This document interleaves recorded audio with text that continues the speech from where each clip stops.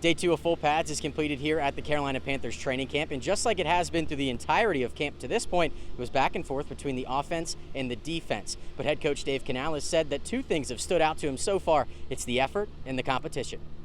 It figures just as Charlotte FC started hitting their stride again, the crowned winners of 4 straight had to take a break from MLS competition. Tonight, Leagues Cup play kicked off with a home matchup against Liga MX side FC Juarez.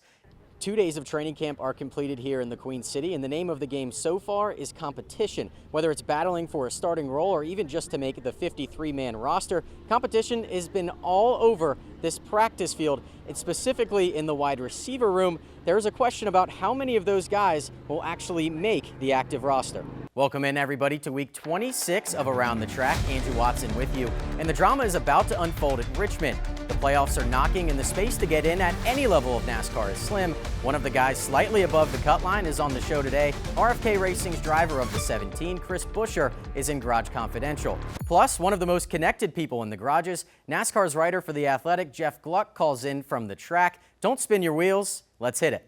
Duke was up 19 with 13 minutes to go, and then enter Caleb Love. He had 35 points and no turnovers. Talk about a great game from the so-called Duke killer, who finishes his college career 5-5 against the Blue Devils. If you thought this past offseason was pivotal for the Panthers, next year will be just as crucial with a number of contract questions. Bryce Young will be heading into year 4, which is when we typically see franchise quarterbacks get extensions beyond their rookie deal. Both starting tackles have question marks as well. Ike Ekwonu has his 5th-year option for 2026, but hopes to get an extension done. Meanwhile, Taylor Moton is in the final year of his extension. He signed in 2021 as well. When it comes to Bryce, however, Executive VP of Football Operations, Brent Tillis says it's a much different contract situation compared to the last time he went through this with arguably the best quarterback in the game. Let's get to the track trends. When it comes to Richmond, it's all about the final stage. That's because in the last 8 races here, if you've won a stage, you don't take the checkered flag. And overtime is a real possibility here, as the last 3 Richmond Cup races had a caution in the final 10 laps, creating some late race drama. Here's an important one for this weekend, though. 5 of the drivers not locked into the playoffs have won at Richmond, including Kyle Busch, who boasts 6 wins at the track, Keselowski, Austin Dillon, Buescher, and Bowman being the others. So don't be looking at a youth movement here either. Wild stat, in the last 13 races here, only 1 driver under the age of 30 was declared the winner. But the biggest question for me is Trevor Pena. While he did play in this game, he was wearing the white jersey, which is usually reserved for quarterbacks, and that designates non-contact. So while there's still some confusion about what was going on there, if Trevor Pena decides to stay with the squad, he will definitely be the leader for this wide receiving corps.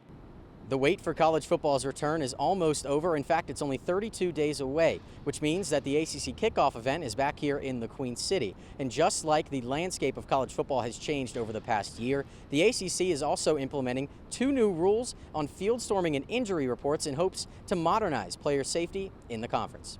Texas Tech is an incredibly talented squad. When you look back to 2019, when Texas Tech made the national championship game, their mindset was defense. That was their calling card. Now, their offense is even better than it was then. Their defense has slipped a little bit, but at the end of the day, some people say the best defense is a good offense, and that's exactly what Texas Tech has. Thanks, Zach. You know, there's so much going on in the world of sports right now. Major League Baseball is back in full swing. The NHL and the NBA are reaching their playoffs. But you know what the thing that I was most excited about this weekend? It was the fact that we got to watch Syracuse football in the JMA Wireless Dome once again, this time for their spring game. Next up, Syracuse women's basketball looked to bounce back from a 10-point loss to Louisville as they traveled to Chestnut Hill for an ACC battle with Boston College. You know, I think it's very hard to overlook what Joey Spallina and Michael Leo did just with 5 points each. That's very impressive and a great way to start the season.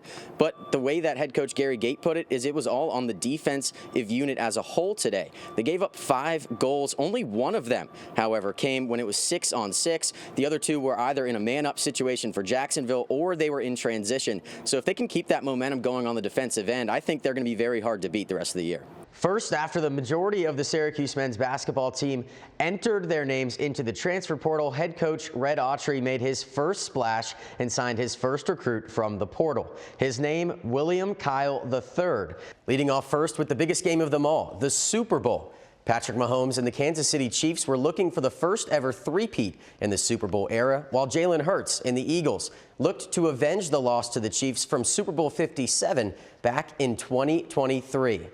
The Chiefs came into this one as a slight favorite over the red-hot Eagles, but now halfway through the first score, Jalen Hurts finds Jahan Dotson. It looked like a touchdown, but the Penn State product was just a few inches short, which led to the Eagles opening up the scoring in a very fitting way. The brotherly shove.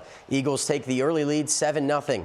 Later on, Eagles up 10-0. It's Mahomes moving to his right and throwing, but that's not a safety. It's Eagles corner Cooper DeJean. He takes it all the way back to the house, and it was DeJean's first career interception, and it came on the biggest stage.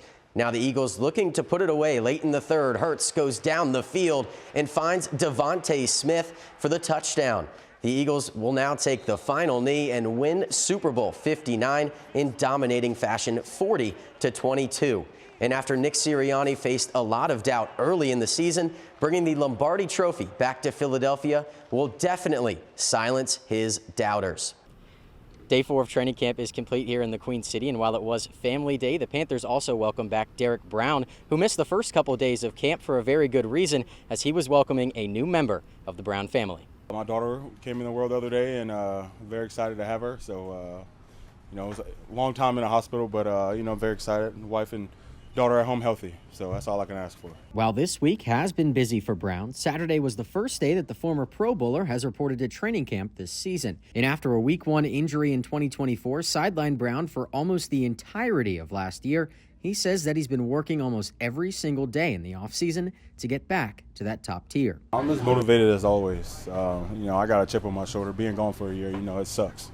But, going forward, I'm going to give this team, this organization, the best version of myself.